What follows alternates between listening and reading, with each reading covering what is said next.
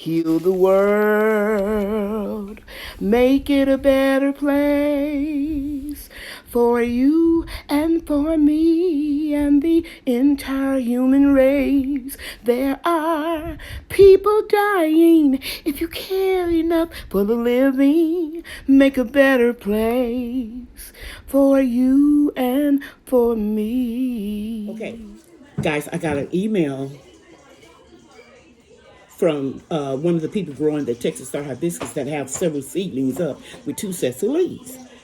And they wanted to know when was I going to show how to pot up it. And it's almost the same way you do the marigolds. Okay, so we have 2 cups here. Instead of putting them in a little inexpensive nursery cup, we're going to use inexpensive solo cups. And I get these from Amazon.com. I shared with you guys. I got 100 of each last year. And so we're going to grow the hibiscus in this cup. And what I did was I took a pair of shears and I just cut on the corner 3 small drainage holes. I'm going to put the scissor in there so you can see. There's 1, 2, and 3. Now, the clear cup is a 12-ounce cup. I got 100 for a little bit over $10. I got 100 of the red ones for a little bit over than $10 on Amazon.com, as I said. And we put the holes in here, right? And we're not going to put any holes in the red cups. We're going to grow the hibiscus seedling in this cup where we can see the roots as they grow will be very transparent. And once those roots hit the bottom, then we know it's time to put it in a larger cup, okay? So I put the hose in. I'm going to go get the potting mix that we're going to use. And then I'll come back and I'll show you how I put the seedling in the potting mix. Okay, so you can see right here, I have the seedling. I took it out of the 6-pack, and it has shallow roots, but the plant itself is very strong because I had a fan on it. You all remember why I put the fan on it, to mimic wind. Okay, so now I have this clear cup about 2/3 full, and I'm going to put a hole in here, and I've got my gloves on because I'm going to be potting up a lot of seedlings inside my home. It's raining today, and I don't want to get sick because you can't get a lung infection from the mist of wet potting soil. Okay, so I inserted that in here, and you see I made the hole. I'm gonna put that little seed starting mix. We don't, waste anything. And now I'm just lightly tapping or blowing on the leaves. That's the first true leaf. It's beautiful. It looks different than the first one that came out. And the second one is coming here. So I just went ahead and did it anyway for the sake of those who are following me. So now I'm going to take a little bit of more potting mix, but I'm going to, it's stuck together. No telling how long it's been in this bag. I'm just going to crumble it up, taking the big pieces of wood out, wood chips. That'll go to my outside garden beds. And I'm going to keep the soil off of the leaves as much as I can by pushing it down.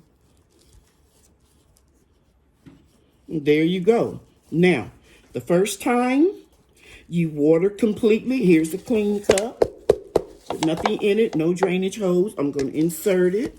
And I'm going to take my distilled water that I poured into this little water bottle so that it'll be easy for me to manage. And I'm going to thoroughly drench that pretty good. You can see the water absorbing. And you want to do that until it starts to come out a little bit at the bottom. And you can see it going down. You can see the difference in the color where it's dry and wet. Wet appears to be much darker. And as it reaches to the bottom, and you can pour some more, it'll get wet. Class is over, Bria? Yes. She just finished PE, guys. That's what you heard in the background. You trying to put your face in? Hi. And You see it's coming out at the bottom. That's exactly what we want. See that dripping out? Yes. Let me see that. Let me show them. So we want that to drip out. Then after it completely stops dripping, you will empty this. You don't want to have stagnant water because that will cause fungus gnats to breed and multiply. Okay, because we don't know if we have any fungus eggs in here. So we're going to just keep watching it and making sure that it all drips out. I'll just come back and check it a few minutes later. And let's just pretend for the sake of the video that I came back a few minutes later. And you see that water there? Even that small amount of stagnant water, fungus gnats can multiply in it. So we're going to ask Bridge to go get a piece of paper towel. Okay. And I'm going to pour this water back in here. Make sure everything is thoroughly saturated.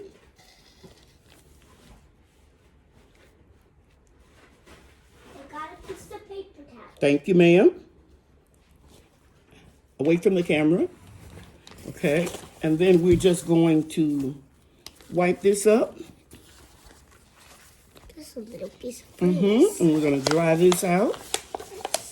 To make sure no fungus gnats come in there. Come in that water. That's right. Keep that real dry. And then we'll wait until this stops dripping. We'll come back and check. But I just wanted to make this quick little video to share with you.